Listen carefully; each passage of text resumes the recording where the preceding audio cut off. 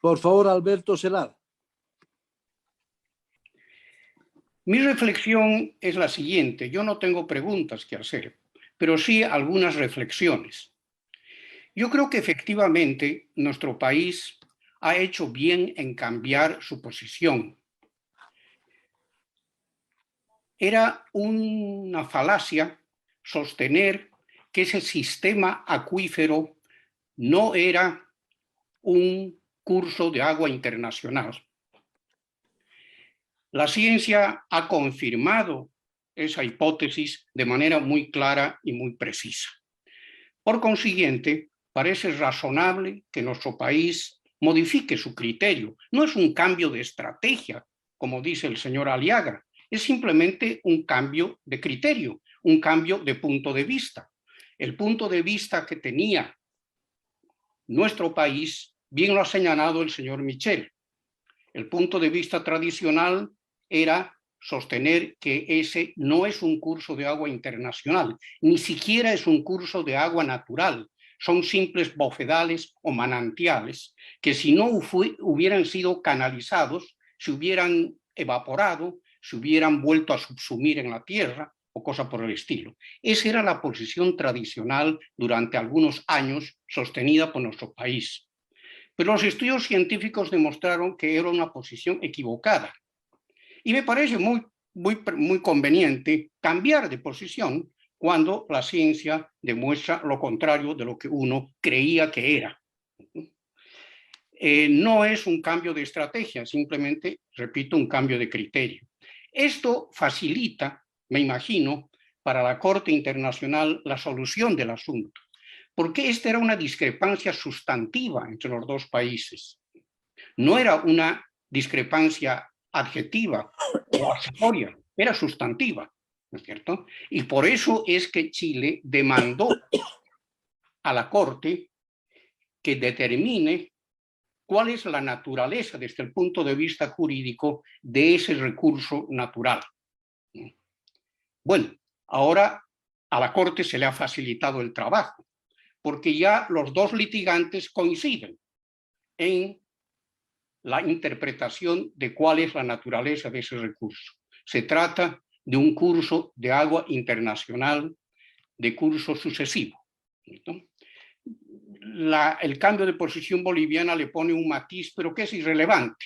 Dice que es un curso de agua mejorado artificialmente. Bueno, eso es irrelevante, eso es accesorio, eso no es. Ahora, ¿cuál es la trascendencia de este cambio, ¿no?, de punto de vista de Bolivia que lo lleva a coincidir con el punto de vista de Chile? La trascendencia es que hay que comprender de ahora en adelante, ¿no?, cuáles son las reglas que regulan el uso de ese recurso. Y son las reglas del derecho internacional. Algunas son consuetudinarias y otras son convencionales. Por ejemplo, la Convención de Montevideo es uno de los instrumentos jurídicos convencionales sobre la materia. En cambio, la Convención de Naciones Unidas, así no estuviera vigente para Bolivia y Chile, es una compilación del derecho internacional consuetudinario.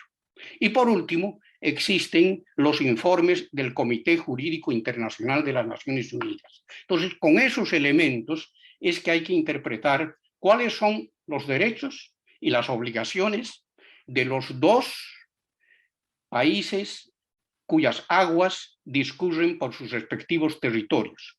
Bolivia es el soberano de aguas arriba y Chile es el soberano de aguas abajo. Obviamente, en función de esa posición geográfica, los derechos y las obligaciones son ligeramente diferentes, pero en el fondo son coincidentes. El derecho internacional dice claramente que los ribereños de un curso de agua internacional tienen pleno derecho para utilizar dichas aguas o dichos recursos, pero con una salvedad, siempre que sea un uso razonable y equitativo.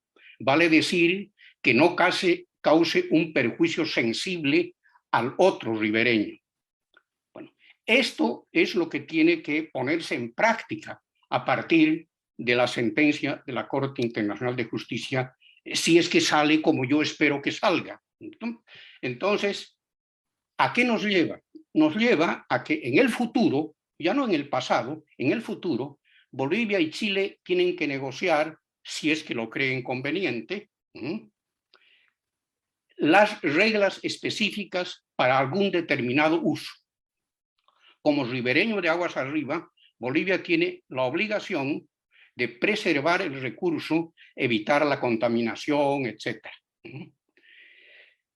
A su vez, Chile tiene el derecho de usar las aguas que pasan por su propio territorio sin buscar la aquiescencia de Bolivia. Entonces, si se trata de un uso en beneficio del ribereño de aguas abajo, pero que requiere de trabajos en el ribereño de aguas arriba, entonces hay que acordar mediante un tratado internacional los términos de ese uso no recíproco, sino para uno, pero sin perjudicar al otro. También puede hablarse en su momento de uso conjunto, porque se trata de un recurso compartido. Evidentemente, esta posible salida a este problema tal vez no satisfaga ni las aspiraciones ni las pretensiones de nuestros amigos de Potosí. Bueno, pero la realidad es así. Yo creo que se creó una suerte de mito el pensar que nosotros somos los plenos y únicos soberanos de ese recurso. Segundo, ¿no? Olvidamos que la concesión del uso de esas aguas se otorgó a la empresa de ferrocarriles sin exigencia de retribución económica, porque la ley de aguas de mediados del siglo XIX permitía eso. Había muchos usos de aguas que eran concedidas por el Estado a través de las prefecturas sin ninguna compensación, en forma gratuita. Además, a fines del siglo XIX existía la orientación de política de que debía darse prioridad a ciertas actividades, mejor dicho, ciertas actividades tenían especial atención para el uso de ciertos recursos, y ese era el caso de los ferrocarriles, porque se entendía que el desarrollo ferroviario era fundamental para el desarrollo del país. Por consiguiente, si el funcionamiento de los ferrocarriles necesitaba recursos hídricos, entonces se debería facilitar el uso de esos recursos hídricos y no gravarlos, por consiguiente. Entonces, la deuda histórica es algo que es muy discutible, y en todo caso sería una deuda de la empresa privada concesionaria con el gobierno departamental de Potosí, y tal vez discutirse en otro ámbito jurídico, en otro ámbito jurisdiccional, si se quiere ir a la jurisdicción. Pero más hay que pensar ahora en el futuro. Yo digo sinceramente que yo celebro que se haya producido una muy clara, aunque implícita, coincidencia de criterios sobre la materia sustantiva de este famoso litigio. Y el último comentario que quiero hacer es el siguiente. No me gusta mucho aquella figura retórica de David con Goliat. ¿Por qué los bolivianos tenemos la tendencia a infravalorarnos? O sea que nosotros somos el David y Chile es el Goliat. Francamente, no me gusta esa figura retórica. Yo creo que no nos hace bien, nos hace daño. Nosotros tenemos nuestras propias razones, tenemos nuestras propias ideas, tan respetables como las de cualquier otro país. Somos un país soberano, un país que está en la comunidad internacional. No somos David, ni los otros son Goliat. Ese era mi último comentario. Y todavía tengo una pequeña acotación. Yo creo que tampoco es muy conveniente mezclar en el análisis y la discusión el problema marítimo con el problema del Silala. No es, porque son dos materias y dos cuestiones totalmente distintas. Poco tienen que ver una con la otra. Por consiguiente, es mucho mejor, cuando se habla del tema, hablar solamente de una cosa y no de las dos cosas, combinándolas de una manera artificial, porque así los oyentes quedan muy confundidos porque ya no saben de qué se está hablando. Por ejemplo, el señor Aliaga mencionaba y decía, la negociación continuaba cuando se estaba refiriendo a un proceso litigioso. Dentro del litigio por el asunto del Xilala no había ninguna negociación, ¿no? Eran dos países litigando, ¿no? Si hubiera habido negociación, se paraba el litigio, ¿no? Que podía haber ocurrido, evidentemente. Todos sabemos, ¿no?, que un juicio que está en curso puede paralizarse si es que los litigantes se ponen de acuerdo en una solución extrajurisdiccional o extrajudicial, ¿no? Es posible. Y también en materia internacional es posible. Pero en este caso, no ha habido negociación de ninguna clase. Ha habido un litigio y sigue existiendo el litigio, porque ahora estamos esperando el pronunciamiento del tribunal ante el cual hemos litigado. Gracias. Adelante. Este tema me gusta lo que dice Alberto Zelada, que no debemos mezclar Xilala versus mar, que también puede haber sido una forma de negociar, pero eso ya se ve, creo, con una diplomacia más clara y con posiciones políticas internas más serias. Sin embargo, sabemos que las aguas dulces del Xilala están amargando nuestra relación entre Chile y Bolivia. Es más, esta pregunta yo quisiera, es más que todo una curiosidad. La semana pasada, mientras investigaba en internet, escuché a un doctor chileno en una entrevista de algún canal allá, donde decían de que el tratado o la disputa que estamos teniendo con Chile no debería de ser entre el Estado chileno versus el Estado boliviano, por tratarse de que el consumo que perciben dos grandes empresas en Chile, una de ferrocarriles y la otra Codelco, que es la de cobre. Sin embargo, una serie de empresas más pequeñas que están también en la minería consumen nuestra agua del Xilala, y es más, Calama les cobra por ese consumo de agua. Entonces, este abogado decía de que esto debería de tratarse un tema comercial entre las empresas versus el departamento de Potosí, haciendo un lado a los estados. No sé si saben alguna cosa sobre el tema. Tengo esa duda. Muchas gracias. Roberto, le toca a usted ahora. Gracias. Voy a ser muy breve. Mi primera pregunta es sobre el tema de los bofedales, ¿no? El tema de los bofedales aparece muy temprano en la parte de los alegatos orales con una alusión al tema ambiental.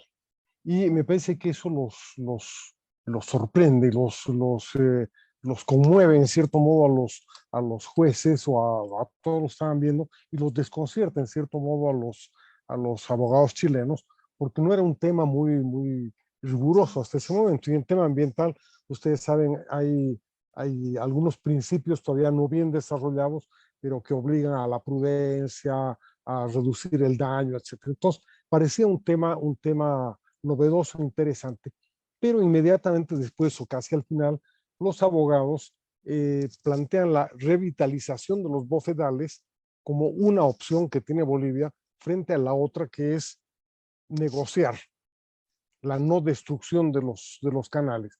Y me parece que eso, que había sido puesto en juego como un argumento de negociación importante, se viene abajo, ¿no? Porque se muestra que el ambientalismo que estaban planteando al principio no era más que una táctica de negociación, y lo que en el fondo el país quería era negociar y pedir una recompensa por no destruir los canales y revitalizar los bofedales.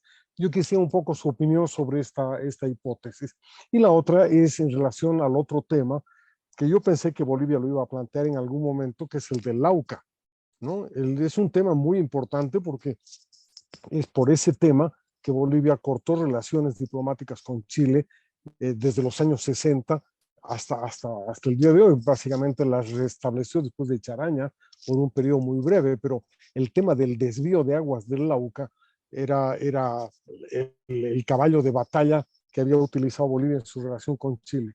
Pero curiosamente Bolivia no lo menciona en ningún momento y sí lo menciona Chile, ¿no? Y lo menciona sobre todo para demostrar una inconsistencia de parte nuestra, porque dice, bueno, Bolivia quiere tener privilegios absolutos sobre aguas internacionales que comienzan en su territorio, pero se molesta cuando nosotros desviamos una parte de aguas internacionales que comenzaron en el nuestro, que es el río Lauca.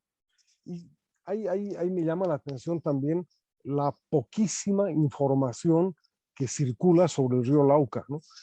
Buscaba en internet, encontraba un montón de estudios, trabajos, análisis del lado chileno y prácticamente nada del boliviano fuera de los iniciales de los años 60, ¿no? Y algunos artículos, sobre todo de tipo jurídico, que son previos al 97, naturalmente, y no tienen nada que ver con el SILAL y nadie ha hecho eso, ¿no?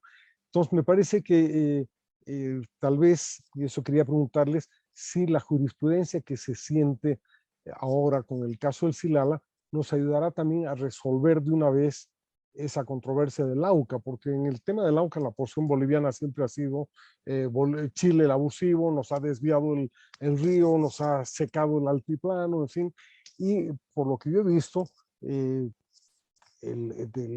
Lauca desvían, según dicen los chilenos, unos 60 litros por segundo, o 600 litros por segundo, perdón, en una parte, pero a Bolivia terminan llegando más de 2.400 litros por segundo. Entonces, en su argumento dicen, estamos usando una parte muy pequeña, así que Bolivia no tendría por qué reclamar porque está recibiendo, y toda esa agua además llega al salar de Coipasa, y Bolivia no le da ningún otro uso que el uso ambiental de ir rellenando el salar de vez en cuando, ¿no?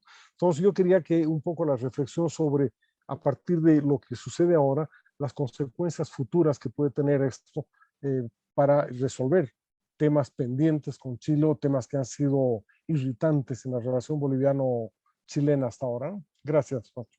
Y a Gustavo empezar a redondear para ir terminando la reunión.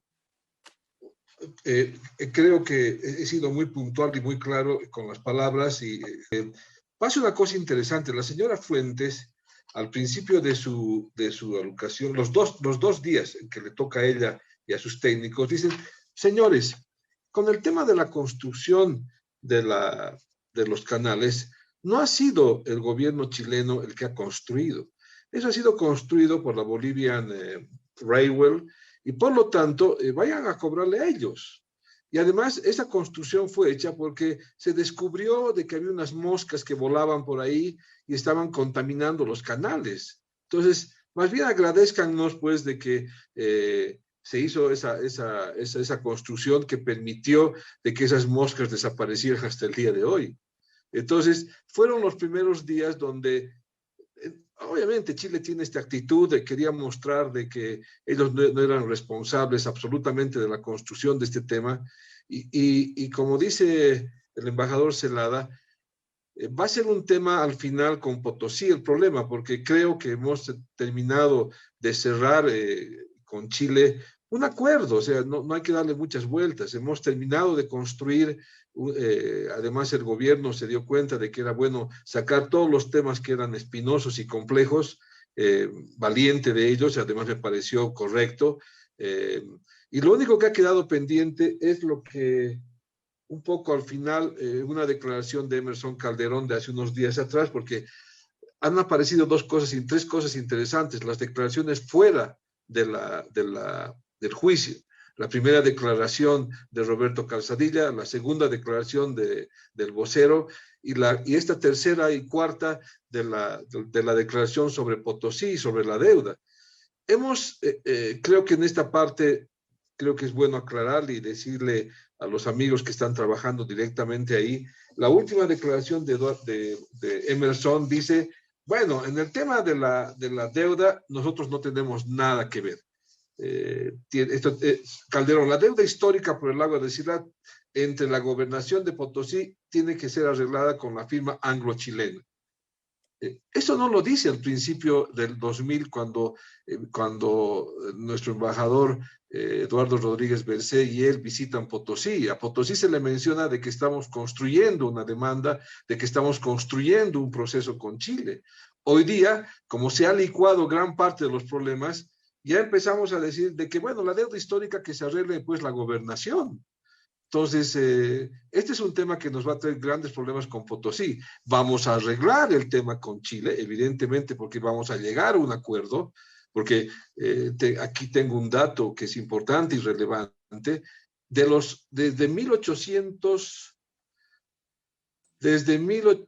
Desde exactamente 400 tratados internacionales se han firmado relacionados con recursos hídricos desde 1820. 60% de las cuencas internacionales no tenían acuerdos legales para su manejo. La Universidad de Oregón y el PNUMA, el Programa de Naciones Unidas para el Medio Ambiente, ha hecho este estudio en la que describe esos 400 acuerdos y evidentemente son acuerdos que tienen su complejidad y han orientado hacia una cultura de paz y también hacia valores de diálogo y de cooperación. Entonces, es evidente, estamos llegando a un acuerdo con Chile. Hace un momento o hace unas horas, la señora Jimena Fuentes, después de haber sido tan dura y decir tantas cosas, termina haciendo esta declaración hace unas horas y dice, en la medida en que la Corte acepte nuestros argumentos, no se puede hablar ni de ganador ni de perdedor, sino que ambos estados lograrán la certeza jurídica que les permita cooperar en materia de recursos hídricos compartidos. Bueno, por ahí va la cosa. Ha habido un cambio de actitud, eso es lo que le quería decir al embajador Rodríguez Bercé, ha habido un cambio de actitud con la actitud que ha tomado este gobierno. Creo que estamos desmontando una serie de mitos. El primer mito era ese de que era un manantial y no era un río, y la posibilidad y las declaraciones del presidente Boric ayer, en la que sigue mencionando que deberíamos de una vez restablecer relaciones, construir una relación importante. Porque una cosa quiero recordarles y después, si me dan tiempo, explicar el tema del Lauca, son exactamente 18 ríos los que tenemos con Chile, además con cuencas y con complejidades dentro de esa cuenca cerrada, y técnicamente lo que se genere de negociación, lo que se genere como resultado de este acuerdo va a terminar diseñando los acuerdos futuros con Chile. No nos queda más que la apertura y el restablecer y el de construir relaciones mucho más eficientes, mucho más relevantes. Chile es importante para nosotros, como decía el doctor Víctor Paz, creo que caemos económicamente a Chile y es nuestra construcción hacerla en estos años que además, como ustedes saben y conocen, Chile tendrá un grave problema de agua en el norte y Bolivia será la que al fin y al cabo terminará solucionando y será el mecanismo de cooperación con Chile, ¿no? Es eso. Y sigo después para el tema Lauca. A Eduardo, que nos dijo que tenía algo en el tintero, y luego Sebastián. Sí, gracias. Muy rápido. Primero, Gustavo, creo que estás equivocado. No puedes tú censurar si dije o no dije algo en Potosí. Deberías haber estado o tener el registro de lo que fue una sesión de por lo menos 4 horas de información en el Teatro Modesta Omiste con más de 1000 potosinos, donde se informó sobre lo que se decía y se podía hacer en el Silala, de manera que me parece inaceptable. Pero no ese es el tema. Hemos convenido en cómo se ha trabajado el tema fundamental, si es o no el curso de agua internacional. Luego Bolivia contrademanda a Chile y le dice, hay canalizaciones hechas por el hombre, son trabajos artificiales que alteran el curso y se ha reiterado acá qué es lo que se pide.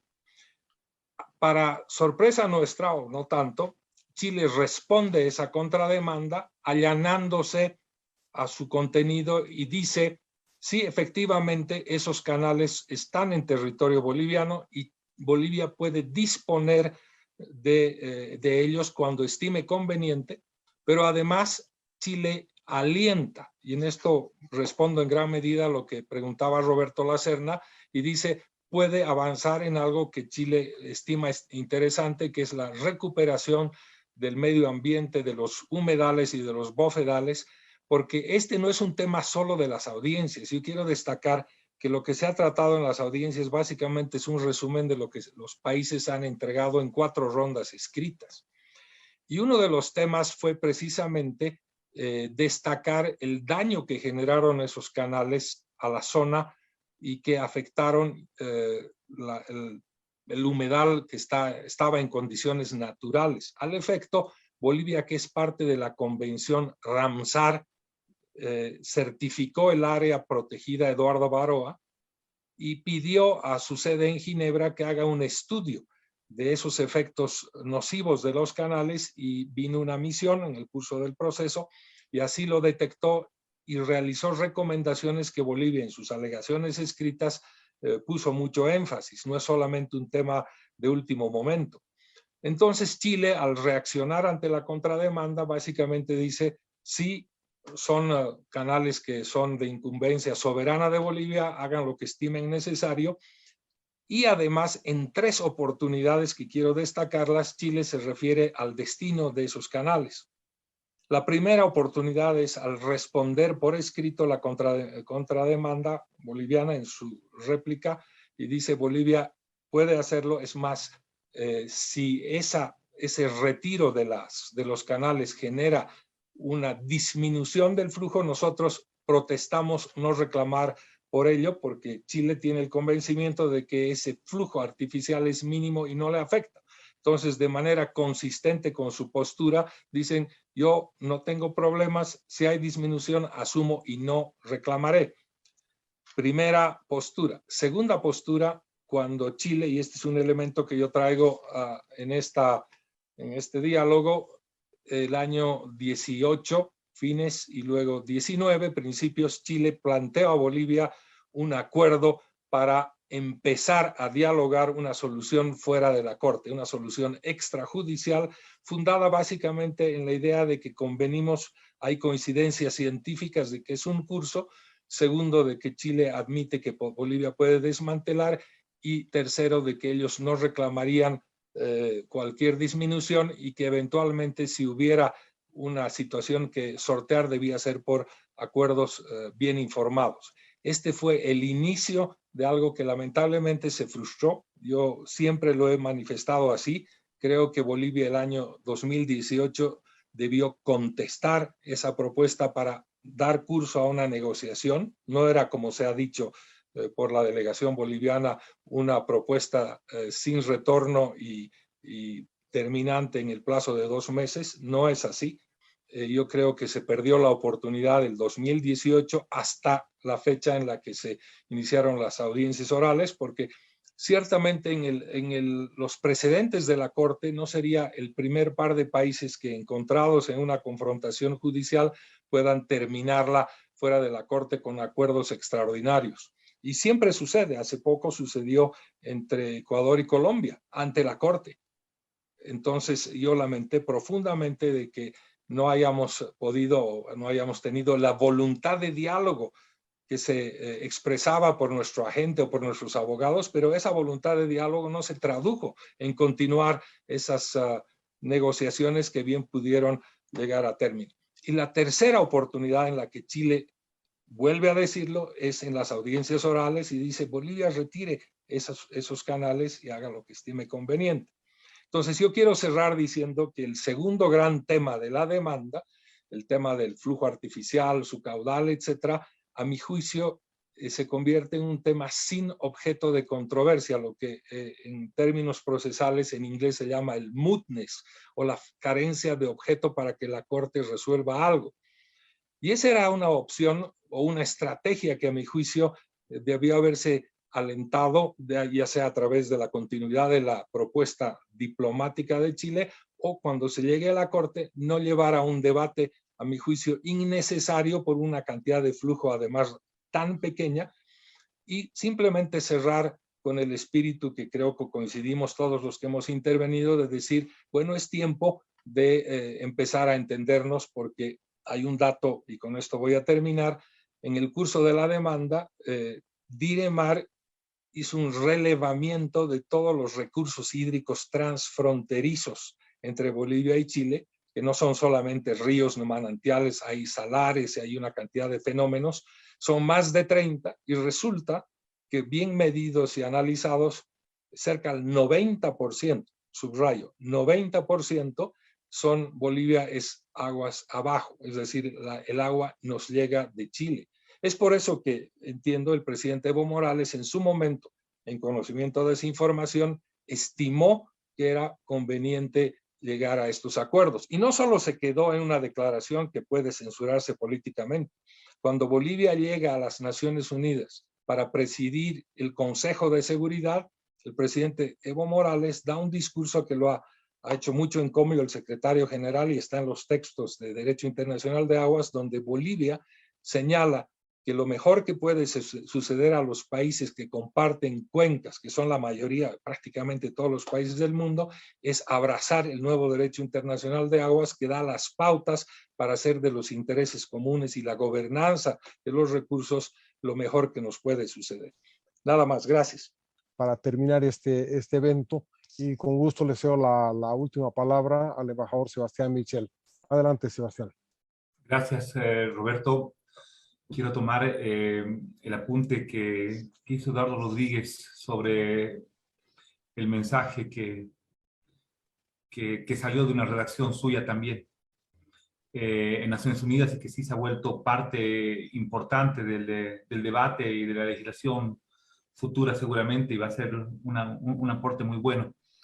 Mezclando un poco el tema medio ambiente, el último dato que dio Roberto Lacerna sobre el Lauca y sobre otros ríos más, y sobre lo que nos decía Eduardo Rodríguez, efectivamente con los criterios que están usando ahora de información científica para resolverlo y bajo los criterios normativos, no lo habíamos planteado antes ni tampoco ha salido hacia afuera, ese posible fallo que todos estamos premirando, si quieres, beneficia más a Bolivia que perjudica.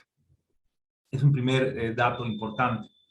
El segundo dato importante es que el tema del agua, tan importante para el norte de Chile, se ha visibilizado también. Y a veces lo que va a pasar ahí, y ayer justamente en la Convención Constitucional de Chile se discutía el tema de las aguas. Chile tiene un régimen de aguas que va contra todo sentido normativo internacional y contra cualquier lógica de uso general de aguas, ¿no?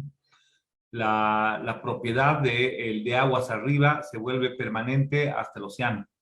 Eso pasa casi solamente en Chile y hay una defensa mediática, corporativa, de élite, jurídica, muy fuerte con lo que ha pasado, y yo creo que un fallo internacional en el tema del Silala también va a generar repercusiones posteriores en el consumo de agua, en el precio, en el lucro al agua, en las empresas chilenas, con sus mismos habitantes, y eso va a repercutir mucho. O sea, creo que el fallo, y ahí quería redondear un poco sobre lo que nos decía Eduardo Rodríguez, que primero el fallo nos favorece en el grueso de las aguas transnacionales, en todo el estudio nos va a favorecer el criterio, y segundo, el contenido del fallo también va a generar un nuevo conflicto en Chile entre los usuarios y las empresas intermediadoras del agua. Y sobre todo en la lógica, si ustedes entran a revisar lo que pasó ayer, el debate en la Convención Constitucional fue clarísimo. Básicamente, ¿qué es lo que planteaban? Hay partidos que plantean que se mantenga familias muy empoderadas, históricas de Chile, que tienen concesión del agua a nivel cordillera y que son dueños.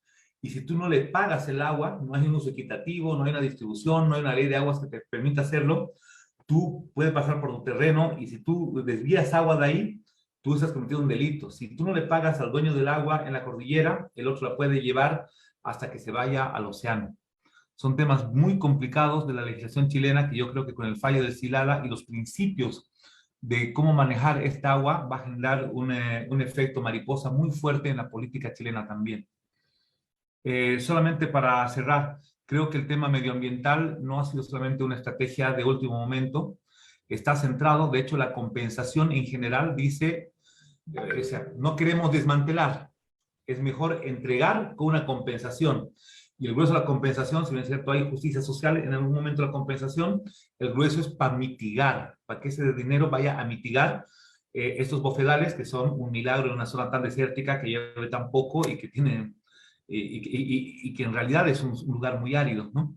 O sea, desde un principio ha estado inserto ahí y el objetivo de la contrademanda es precisamente los recursos, entregar el agua, no desmantelar, para mitigar el tema.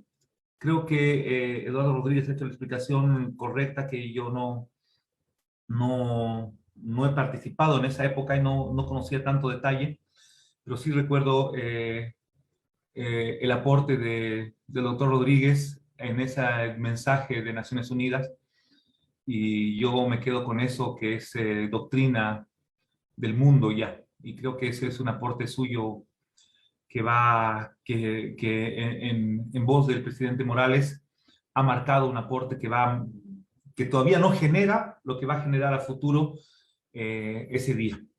Gracias. Muchas gracias al embajador Michel, muchas gracias al embajador Aliaga y a Eduardo Rodríguez Belcé y a Alberto Celada y a todos los que han participado, Guacho Rocabado, y a todos los que han estado presentes observando este conversatorio.